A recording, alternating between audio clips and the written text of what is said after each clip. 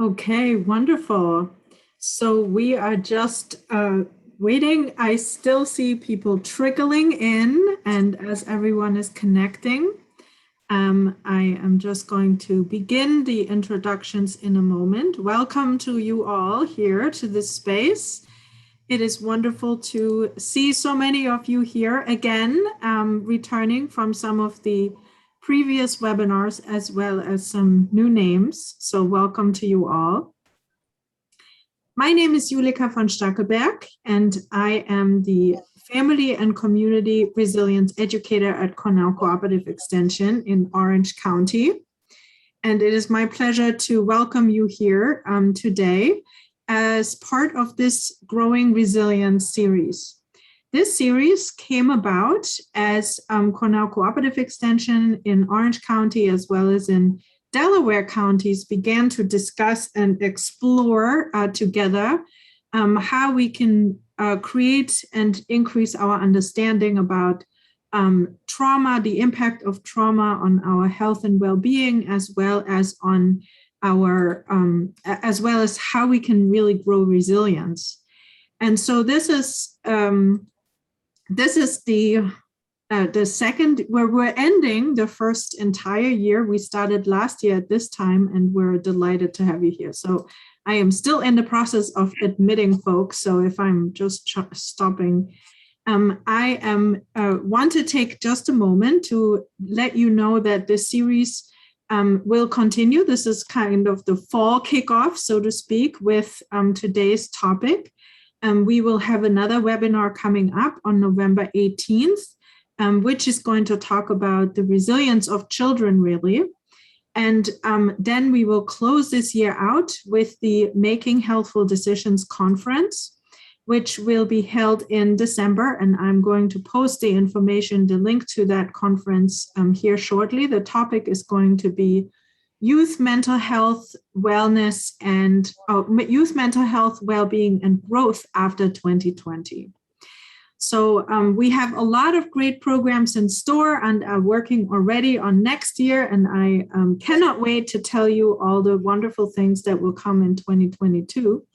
But today I want to focus on this topic. So quick thank you to CCE Delaware County, specifically to Ginny Darling, the Executive Director, and Karen Graves, as well as the ACES Task Force in Delaware County.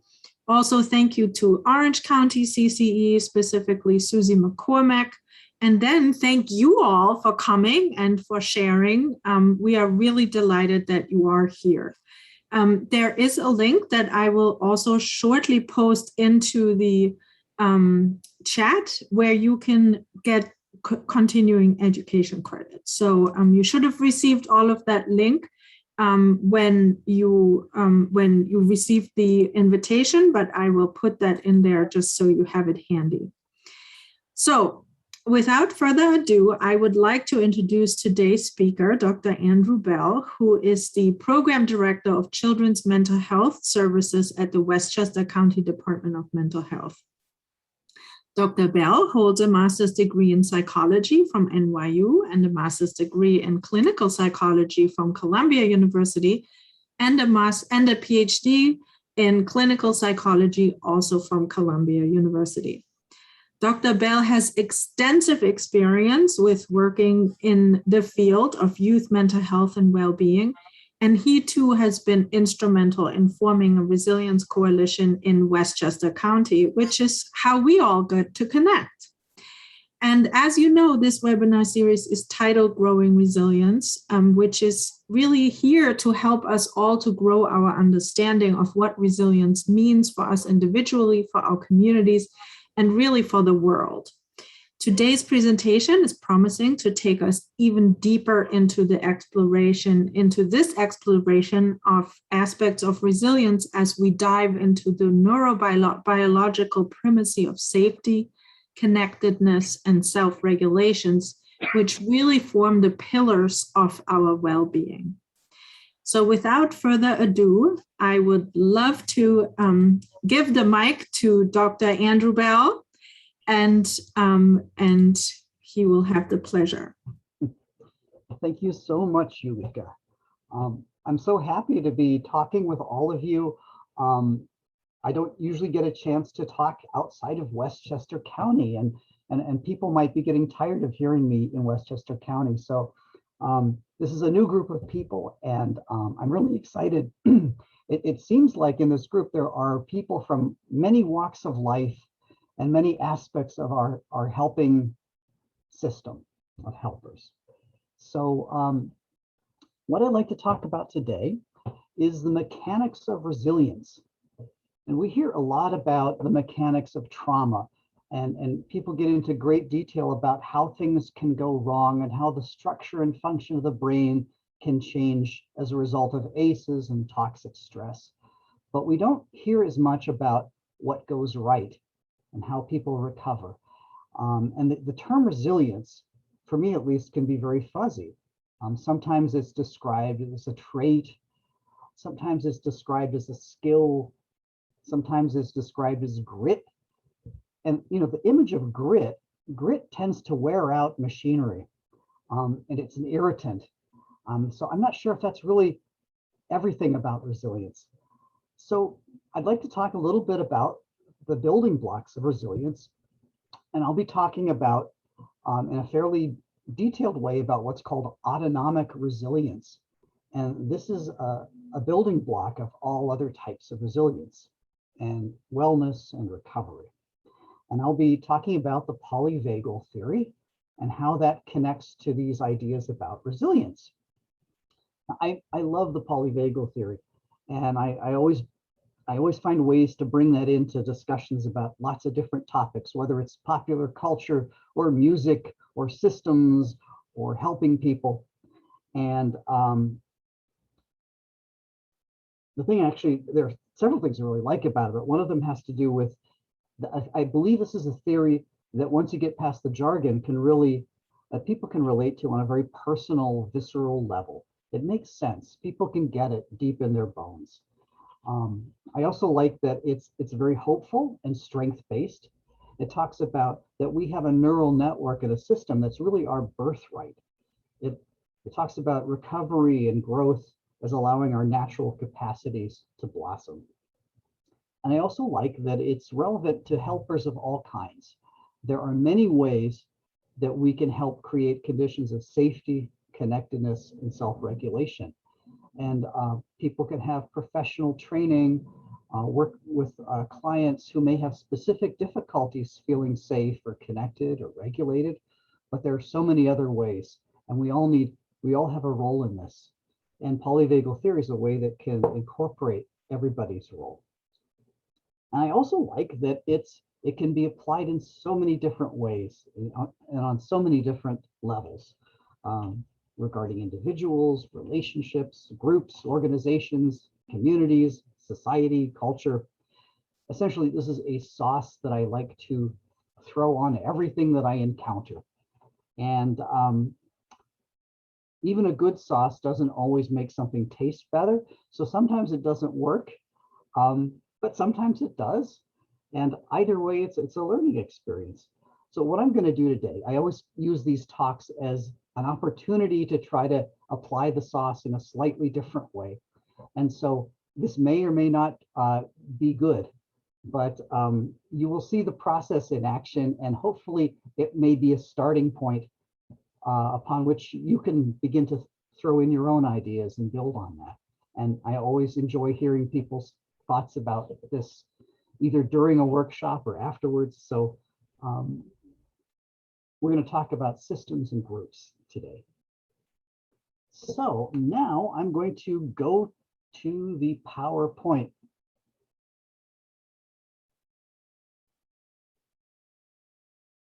And I'm hoping everybody can see that. And I'm going to try to maximize it. So here's my PowerPoint. A polyvagal lens on resilience and systems transformation, how the social engagement system, which is that neural structure I was talking about, affects hearts, minds, and systems. We have primary objectives, which is to examine trauma and resilience from a polyvagal perspective. And we're going to talk about 3 survival systems that underlie trauma and resilience. And we're going to talk about 3 pillars of resilience. Another objective is exploring ways to counteract trauma and build resilience at multiple levels, not just within individuals, but regarding relationships and organizations and systems. And we, of course, have secondary objectives. You will also learn why dogs have eyebrows, but cats don't. What happened to our gills? Why active listening isn't just a figure of speech. Why music is the food of love, and how Wonder Woman can get you a job. So hopefully we will touch on all of these, and by the end, you'll be able to answer all of these questions. These are very important burning issues, I'm sure, for all of you. So let's start off right away with a working definition of resilience. This is a definition that is the basis of the sauce. Resilience is the capacity to shift into a state of safety, connectedness, and self-regulation. And we do this by engaging both implicit internal skills and external relational supports. And these are called the 3 pillars of resilience. And what's important about this definition is that it focuses on the shift. It's a shift from a state of imbalance toward one in which we feel safe, connected, and regulated. It's a useful theory because it talks about, it's a useful definition because it talks about something that's happening always in the background. These processes are always going on silently.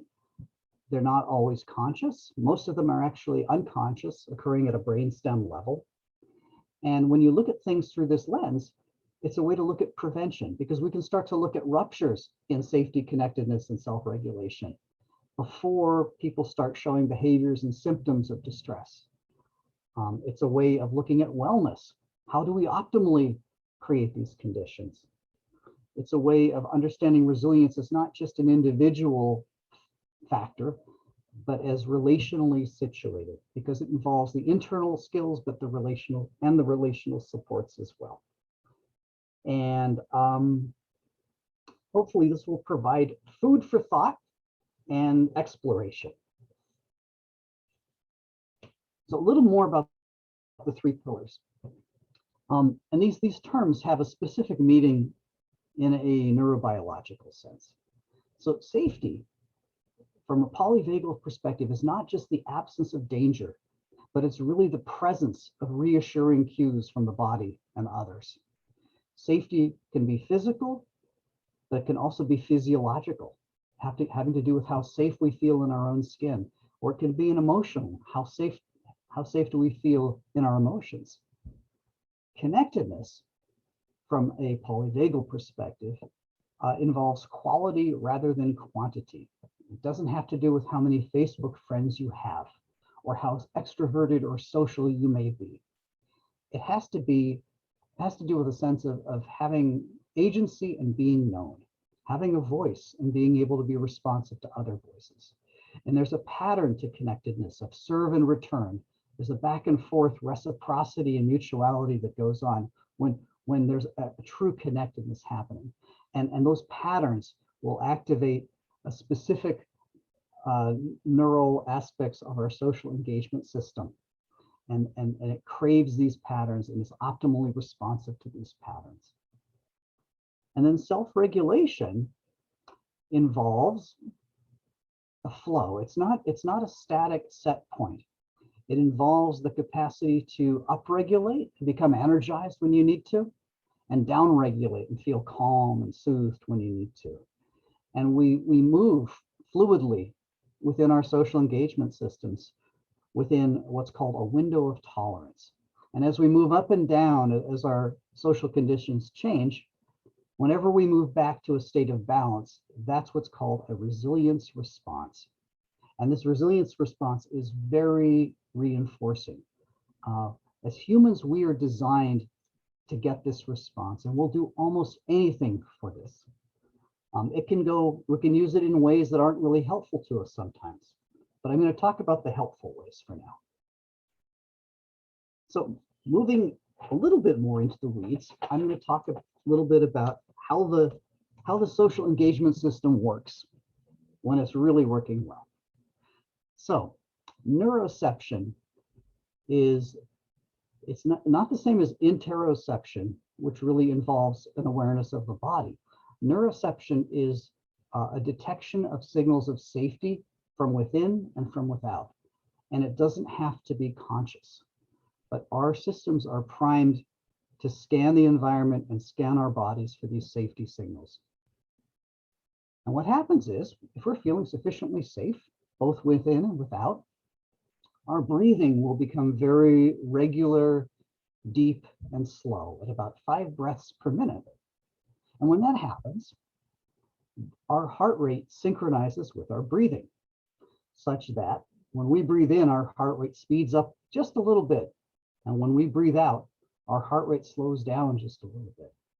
I used to think that heart rate was just like a metronome, and it was steady, but it's always changing. And when it synchronizes with our breathing and gets into this nice sinusoidal wave of up and down, that's when the magic happens. And I'm going to mention that this synchronization happens because of the social engagement system, and there's a vagal brake that affects the sinoatrial node of the heart, which is the pacemaker. And that brake moves up and down in this nice fluid fashion when we're breathing at about 5 breaths per minute through the belly. So once we've got this great heart rate variability going on, a cascade of events will happen. Signals will be sent downward through the vagus nerve into the body, and it will regulate our gut flora, our inflammatory response. It balances our immune system. It maximizes blood flow, and it sends signals upwards toward the brain, and it dampens the limbic system and our reactivity. It dampens the amygdala. Serotonin gets increased in the brain. If we're with someone that we know and are bonded to, oxytocin starts to get involved, and that amplifies all of these good feelings and allows us to be responsive rather than reactive. And finally, signals are sent up to the cortical areas of the brain, the prefrontal areas involved in executive functioning, so that we can think and plan and remember and problem solve. And so it really is a system that's very integrative. This is a new slide, so I hope this makes things easier and not more difficult. But basically, the social engagement system has 3 different channels. We have a relational channel where we take in sensory information about the world around us, particularly the social world. And we have an internal visceral channel in which we're taking information from our bodies, our gut, our viscera, and they all feed into the same part of the brainstem. Finally, we have a cortical channel. This is the one on top. And prefrontal cortex, the temporal lobe, the insula, these are all higher brain functions that feed into the social engagement system. So this is really it's a little bit like social emotional Wi-Fi, and it's a way of integrating multiple sources of information and coordinating them. And this is really survival at its best. I should mention, the social engagement system really is a survival system. It's based on the idea that connectedness is a biological imperative.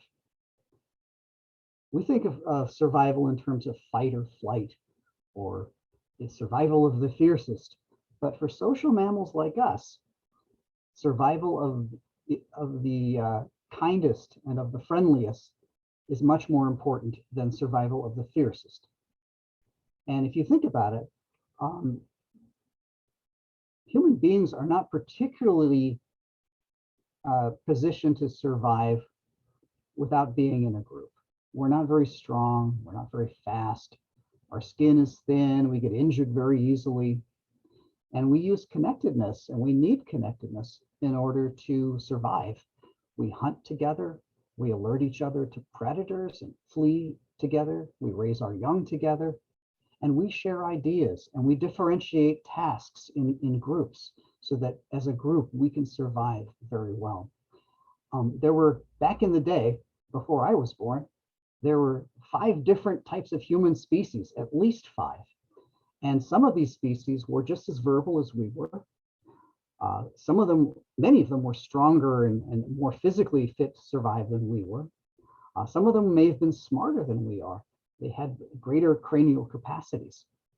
But we have survived primarily because of our ability to connect and to coordinate communication and connect at a very basic level with each other. So this is a basic survival mechanism and strategy.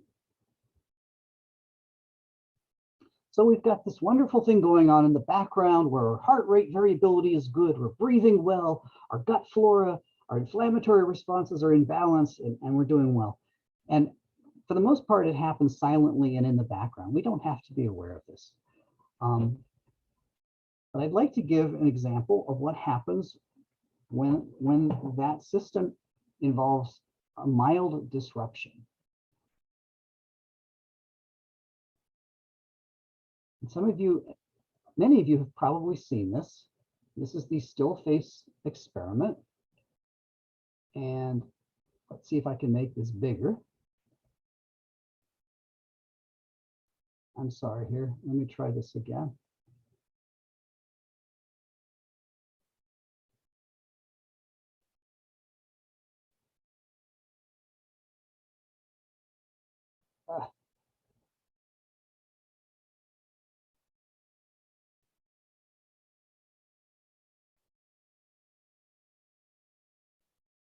Here is the still face experiment.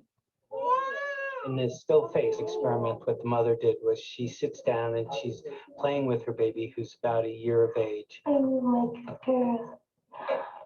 And she gives a greeting to the baby gives a greeting back to her.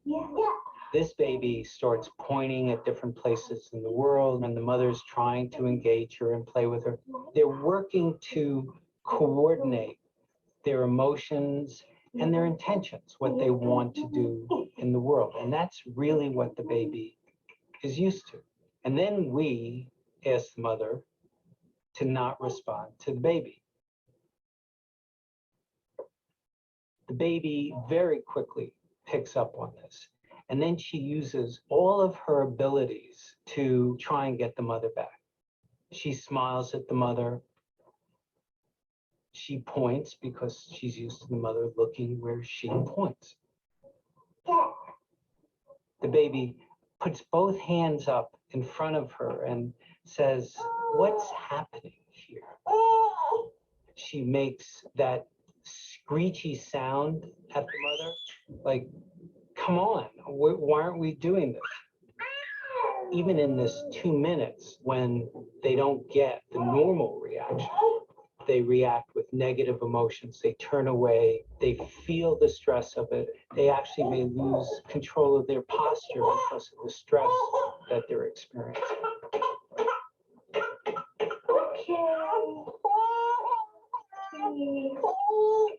I'm here. And what are you doing? Oh, yes. Oh, big girl.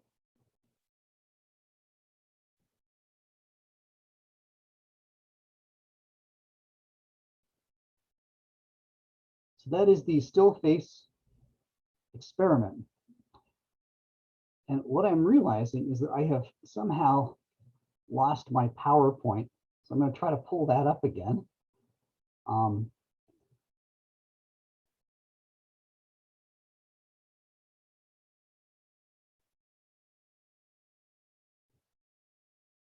goodness. I'm sorry about this. You know, I always try to get fancy with the technology, and this is what ends up happening. Okay.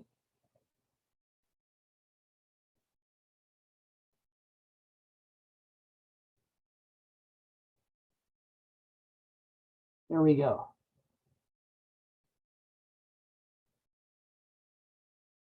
Sorry about that.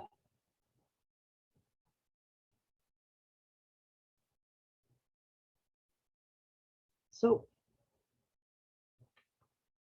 I love having a more interactive forum where we can have a discussion of like what that was like, because and you were welcome to put reactions in the chat of like what that was like to watch that.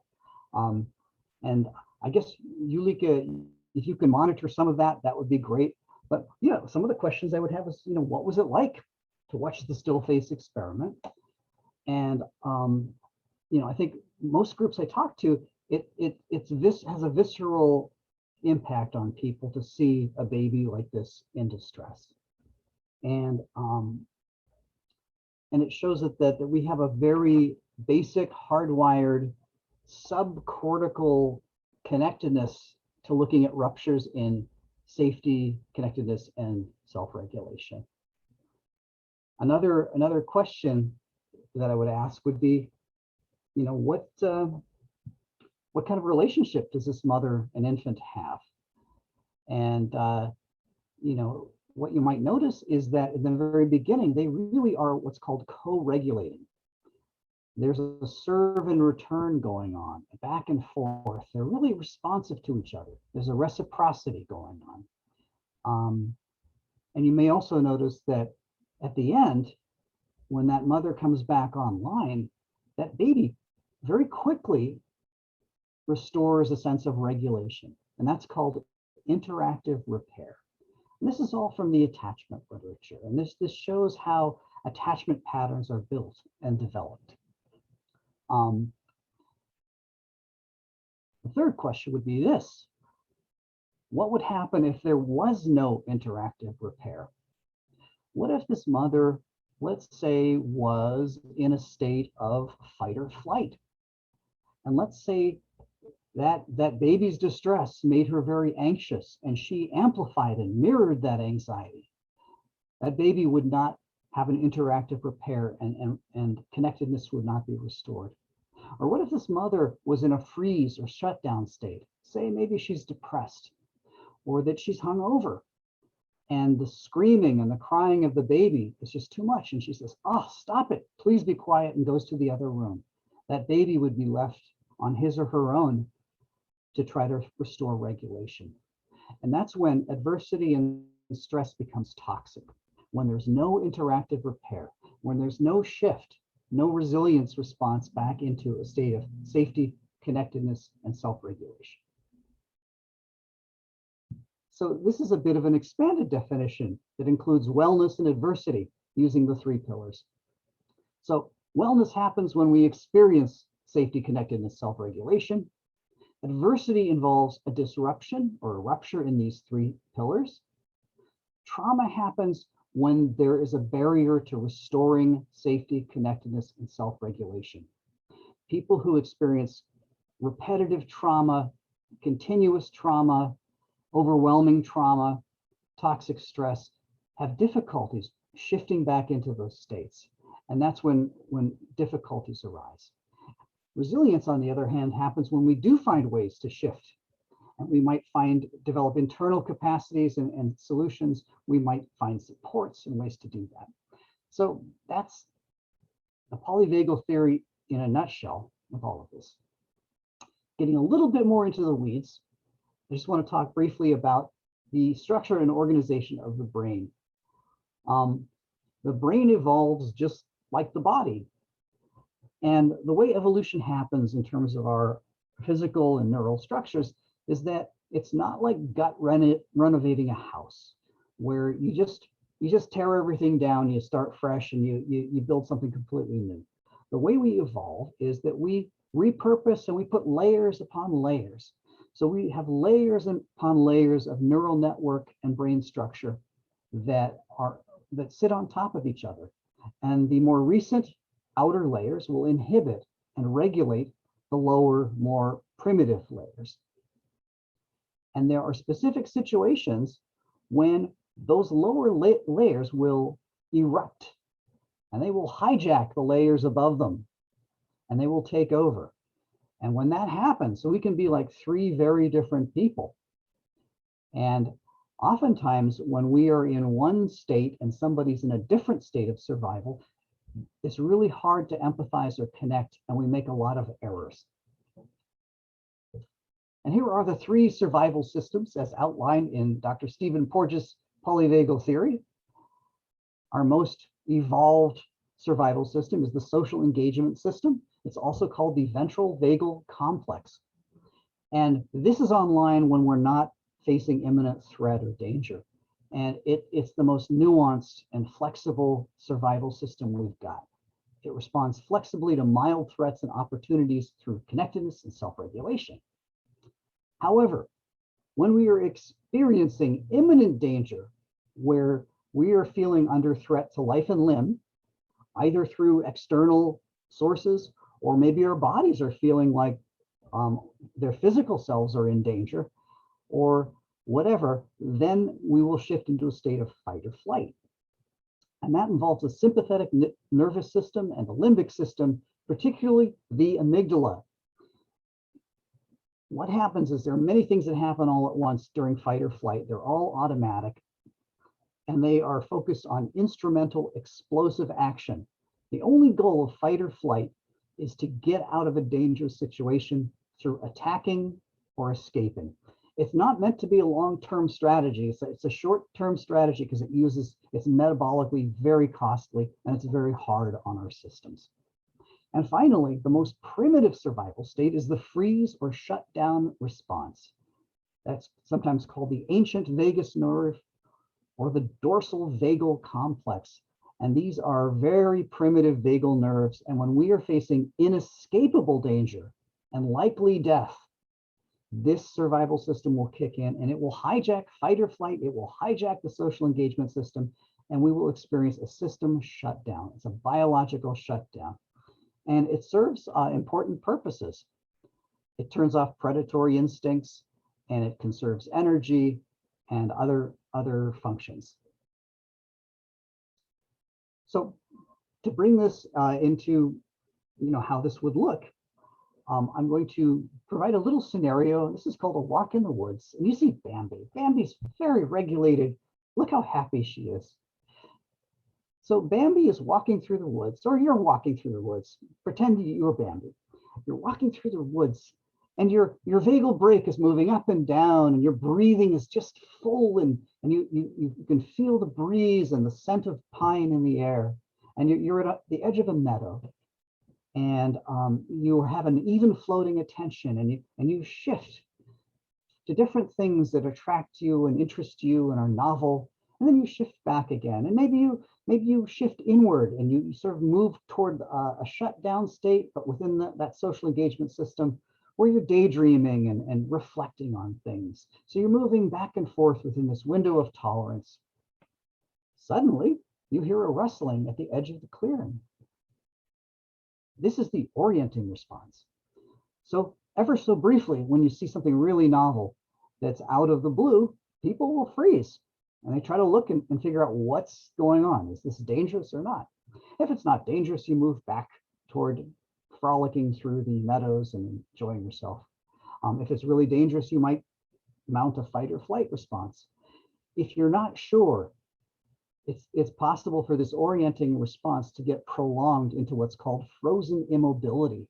And that's involved where our sympathetic nervous systems, our fight-flight systems, and our parasympathetic systems are both firing. And our social engagement system gets suppressed, and it's a state of paralysis. It's very unpleasant because there's no shift.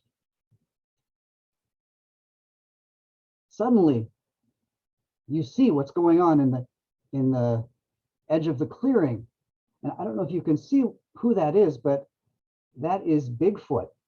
And I know this is true because I saw this on the History Channel, and it looks so real. I had to take a screenshot of this. So that's Bigfoot. Bigfoot is staring at you now you were in a state of fight or flight. So I'm going to go through this really quickly because many of you may have already heard about fight or flight, and I've always run out of time. So what happens in fight or flight is that breathing increases, heart rate increases, blood pressure increases, temperature increases, blood is moving to our extremities so we can run away and we can fight back more effectively. And then we have adrenaline and cortisol surging through our bodies. And when that happens, we get dry mouth, our pupils dilate, our digestion stops. People who are kind of stressed out, they have constipation, they have digestive issues. Blood sugar rises. People who spend a lot of time in fight or flight, they're more susceptible to diabetes. Our immune system gets suppressed. People who are in fight or flight get colds. Our inflammatory response goes down. That's why giving people cortisol and adrenaline will help with symptoms like asthma, because it turns off inflammation. Endorphins kicked in, our pain tolerance goes up.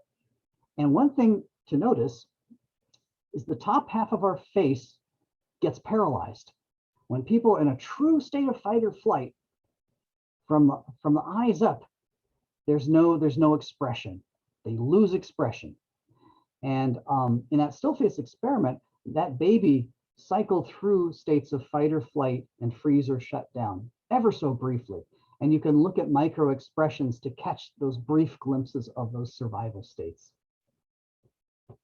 One of the things we can't do when we're in a state of fight or flight is we can't pay attention. All we're paying attention to is the source of threat. So we become hypervigilant towards some things and we ignore other things. This often gets mistaken for ADHD. We can't speak. There's a part of our brain called Broca's area, and that gets shut down when we're in a state of fight or flight. We can't listen either. And the reason for this is that mammals have a detached middle ear. And there's a little teeny muscle that flexes and relaxes, and it allows us to tune to the frequency range of the human voice. And we can do this when we're calm and socially engaged. But when we're in fight or flight, we lose that tuning, and all we can hear are low sounds and very high sounds. So people, if you're working with someone who's in fight or flight, they may not be able to actually hear you. It's very difficult to relate. We can't reason very well because the cortex is shut down, it's hijacked. It's hard to learn. And control becomes much more important than connectedness when we're in a state of fight or flight. So now you've tried to run away from Bigfoot, but you've tripped and stumbled, and now Bigfoot has a giant boulder. And Bigfoot is going to throw that boulder on top of you, and you are facing inescapable danger and possible death. This is the most primitive survival state, and this is called freeze or shutdown. And in a way, it's a little bit like the opposite of fight or flight. Our breathing goes down, our heart rate slows down, blood pressure gets lower, blood moves from the extremities to the core. And that's so that if we get injured, we're not going to bleed out as easily. We become cold and clammy. We feel a sense of immobility. And cortisol actually plummets in a state of freeze. So when cortisol plummets, inflammation goes up. People who have conditions like asthma, arthritis, eczema, inflammatory illnesses under these kinds of inescapable toxic stressors, those symptoms will be exacerbated. People become incontinent. There is a term, and I hope people won't be too offended, but it's called scared shitless. And it really means that because people lose bowel control when they're in that level of danger. But most importantly, when we're in a state of freeze and shutdown, oxygen does not get to the brain. We experience hypoxia, and that results in feeling spacey, sometimes maybe having an out-of-body experience. Dissociation is related to this. People feeling numb and a sense of brain fog, forgetful, they can't think. And in a state of freeze, you see the entire face becomes paralyzed. And I will go through this very briefly, but on the upper left is a picture of a woman who has negative symptoms of schizophrenia. And this is what's called flat affect. And it's a frozen expression. And in the middle This is, believe it or not, Vladimir Putin as a teenager. And there's a rumor going that Vladimir Putin had a lot of very early disrupted attachments. And he was given to various relatives who had substance abuse issues. And here's a picture of Vladimir Putin on the lower left as a teenager sitting with his foster mom. And if you look, they're not really bonding very well. And he has that frozen expression on his face. That's a state of constant chronic freeze. And even now, when you look at Vladimir Putin, he's not exactly the most emotionally demonstrative person. And here you can see this baby in the still face experiment, and she also has a state of freeze as that still face experiment moves on. So these are the three survival systems. And we're gonna get back to the social engagement system. And this is what's really important. And I feel really doesn't get talked about enough. And there are many things that can activate the social engagement system. And it's important to kind of know what they are from the very basics.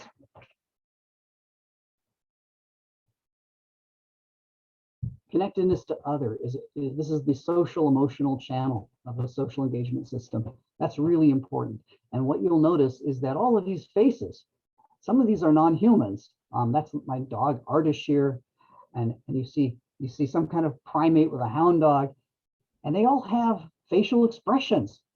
And this, by the way, answers the question of why dogs have eyebrows, because they can be very expressive. You know how they're feeling. And interestingly, dogs and babies will preferentially look at the left eye of someone else because that conveys the most emotional information about safety and danger, because the left eye and all these little muscles around the left eye are connected to the right brain, and they're very expressive. And of course, look at the Dalai Lama. That's a very welcome facial expression. There are other types of signals of connectedness from others that we get besides faces. Voices are really important, and that actually is a more primitive way of connecting to somebody. So if somebody's really dysregulated, sometimes facial expressions are overwhelming, and things like eye contact that would normally be soothing are actually very threatening and upsetting. So the voice is a really good way to help get through to people. And there are aspects about the voice, such as the cadence of the voice, how fast the voice is, how loud it is, patterns and pauses, the serve and return of a conversation. They all provide signals of safety or lack thereof. Make sure I got everything. I'm going to move on to we have connectedness to ourselves. And this is the internal, visceral channel of how connected we are, what our bodies are telling us about how safe and connected we are. And so for this, we have many receptors in our bodies that detect all sorts of different types of pain. We have sharp pain, deep pain, and achy pain. We have receptors for pressure and temperature, and blood pressure, and hormones, orientation in space, where our arms and legs are. And all of these sensors and all these receptors are feeding to the same part of the brainstem that the external sensory channel is feeding to. And they're telling how safe our bodies feel. And there are ways we can help ourselves feel safe. Deep pressure, swaddling is a really effective way to provide signals of safety to ourselves. There are certain types of stances you can make. And I have a picture of Wonder Woman here because if you stand in this power stance, there was an experiment where they had half the group stand this way 5 minutes before a mock interview. And it turned out the greatest predictor of whether that mock interviewer would hire the person had to do with whether they were standing for 5 minutes in that stance before. Why is this? I'm not really sure, but I'm going to make this up. I think that if you stand in these poses, they are signaling your brainstem that, hey, you're okay, you're safe.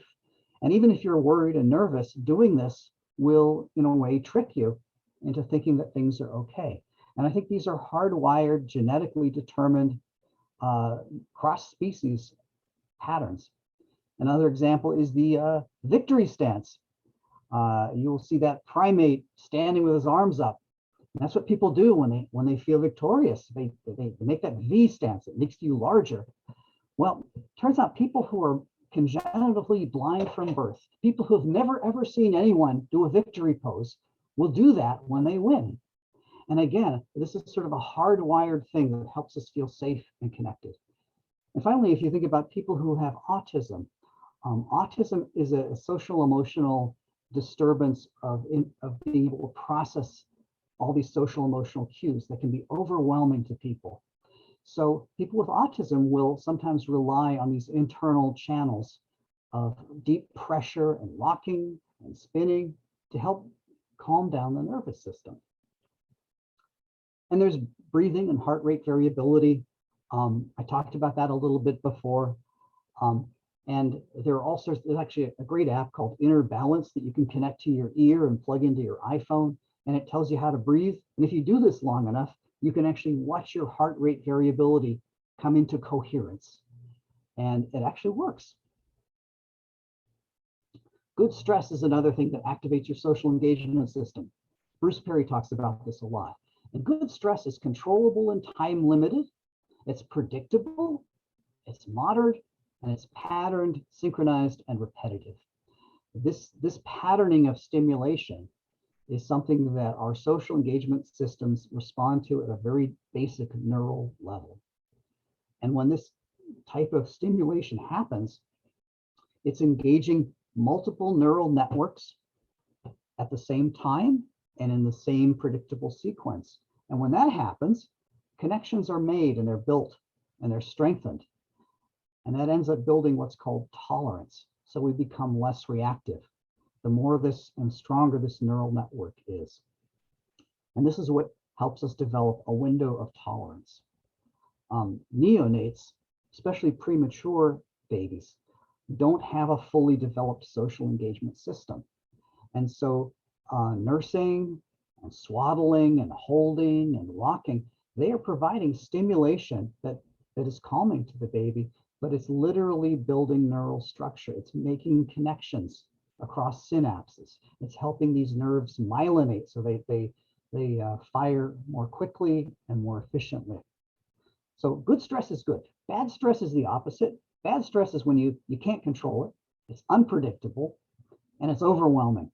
That's the kind of stress that will activate our fight-flight systems, but not the other parts of our social engagement system. Now we're getting a little more complicated. Play and expressive arts is another activity that will activate the social engagement system. Play is the engine of resilience. What play does is it starts to combine the primitive survival states like fight or flight within the context of social engagement. So you'll see dogs chasing each other. They take turns chasing each other, and kids do that. They do rough and tumble play. And what's unique about that is that eye contact is being made. So people are going through the paces of fight or flight. They're learning to tolerate these primitive survival states within a context of social engagement. And expressive arts are really important because they involve the mind, the body, the heart, relationships. And I'll give you a very rudimentary example is chanting. If you chant, what you're doing is you are sending signals to your middle ear muscle. So your sensory channel is getting safety signals, but you're also creating visceral sensations of safety because our internal organs all have a resonant frequency. And if you chant in different ways, you know, our bodies will resonate and vibrate in different ways, and all these internal receptors will fire off. And finally, when we are chanting, we have a direct connection, a nerve between the larynx and the sinoatrial node of the heart. So that is actually a direct way to help calm down and activate your parasympathetic system. And finally, penultimately, we have responsive and equitable communities. And it's no coincidence that dance and chanting and play are universal across all cultures, and that every culture has their own flavor of these things. These, along with other rituals, traditions, and customs, provide signals of safety that have special meaning for its members. Customs are often focused on the social engagement system. They talk about how do we interact with each other? How do we greet each other? Do we shake hands? Do we hug? Do we kiss? How far apart do we stand from each other? How do we eat in front of others? How do we activate our social engagement system in terms of eating? And they all have special meanings about cues of safety. And rituals and traditions also, they can emerge out of historical and shared trauma and resilience. So rituals use all three channels. They involve narrative, they involve movement, they involve relationships and sequence, they involve mind-body activities. But one caveat to this is that in order to be a resilient community, that community must be inclusive and equitable. Segregated, fractured, and fragmented communities block connectedness and safety. They breed otherizing. And this is unfortunately a flip side to oxytocin. Many of you may know that when you have repeated safe interactions and connected interactions with the same person, you start to bond with that person. And oxytocin gets involved. And oxytocin will amplify the reward of interacting with a person. And it's very essential to attachment. The problem is that in groups where oxytocin is very high, it can also create hostility to outsiders. So sometimes the more affiliated and connected you are to your in-group, the more hostile you will be to your out-group. It doesn't have to be that way, but that's always a danger. And so if you think about things like segregation, especially racial segregation that involves privilege and oppression, I mean, that is creating two separate social engagement systems within a culture. And what happens is that breeds otherizing. And if you think about just segregation, what happens is people are having very different experiences. And when that happens, there's a lack of cross connection across groups. And racism is particularly pernicious because it means that the privileged groups' safety, connectedness, and self-regulation depends on the oppressed groups' lack thereof of these things. It's an asymmetric social engagement system across groups. And it's almost as if structural racism knew about the polyvagal theory. Because and I'm just going to provide a couple examples because I don't have time to get into this, but in the Deep South, in the Jim Crow South, there were prohibitions against eye contact, and that would prevent people of different races from actually connecting and co-regulating with each other. There were prohibitions against lifting your feet when dancing. And that is an assault on people's ability to express themselves and exercise their social engagement systems. And now, and there are all sorts of cultural prohibitions against musical instruments, dress codes, types of clothing. And today, we can think about so many different ways that racism affects people's sense of safety, connectedness, and self-regulation. If you have police brutality, violence, incarcerations, disproportionate child welfare involvement and removals, those are all imminent threats to our sense of safety. And if you think about social determinants of health, survival issues like access to health care, housing, healthy food, things like unemployment, redlining, preventing wealth accumulation, these are serious threats to survival and to our sense of safety. In our country, in terms of connectedness, there seems to be a lot of crosstalk where people aren't quite connecting. People are trying, and there's an effort, it seems, but we have still a long way to go. And if you think about self-regulation, there is a lack of fairness. The rules aren't the same. There's bias and disproportionality, and those things undermine our social engagement system. So the reason I have Desmond Tutu here is that his Truth and Reconciliation Commission in South Africa shows how bridging this gap is so important. And after apartheid, he brought together Black and white members of the communities, and they had marathon sessions during this Truth and Reconciliation Commission, where people would bear witness and they would share what their experiences were on both sides. And there was no judgment. It was simply listening and understanding and connecting. And the way he did this was very similar to trauma treatment, because there would be sharing, and then it would be punctuated by times when people would sing and sway and connect in a visceral way with each other. And this allowed people to upregulate and downregulate, and they could experience that resilience response. So the birth of this new nation at that time was accompanied by the birth of a new collective social engagement system. Seeing that I'm running out of time, okay, I still have a little bit of time, so I'll bring the last bit here, which is our own well-being is really important to building resilience. If we can be connected and regulated, even when, especially when others are not, students or clients will learn resilience by experiencing it firsthand.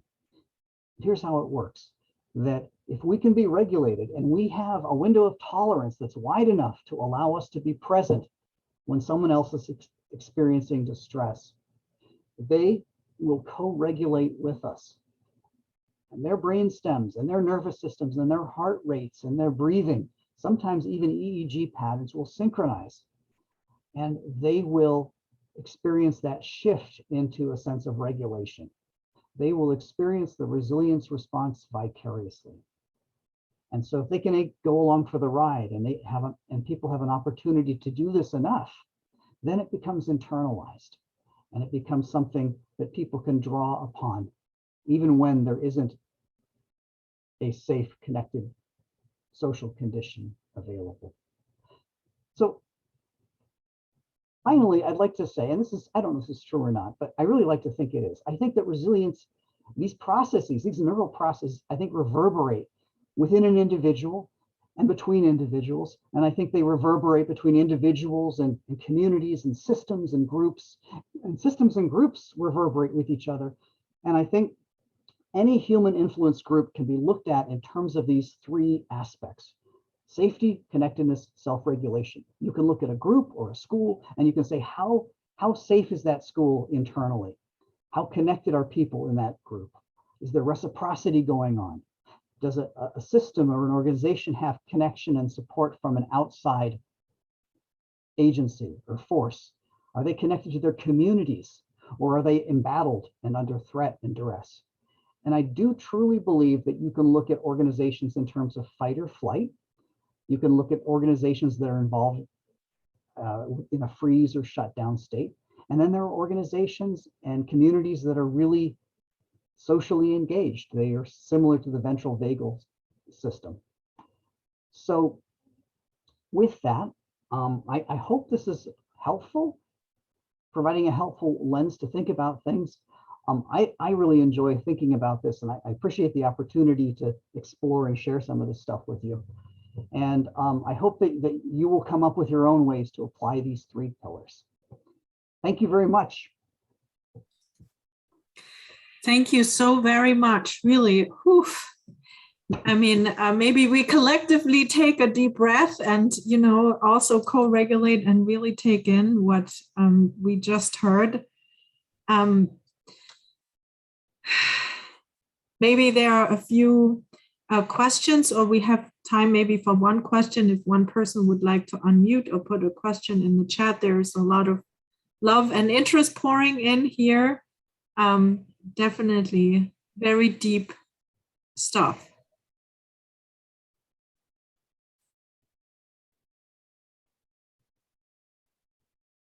Oh, I see a comment here about the other side of oxytocin is really resonating. It's a new perspective.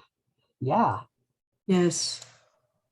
And I think there's some fascinating research. And I've heard people say, oh, well, we are destined to be racist because it's just built into our neural structure. That's not true. We're destined to be racist if we're in a fight or flight state. If we're otherizing people and we're feeling threatened, yes, that's when racist structural racism rears its ugly head.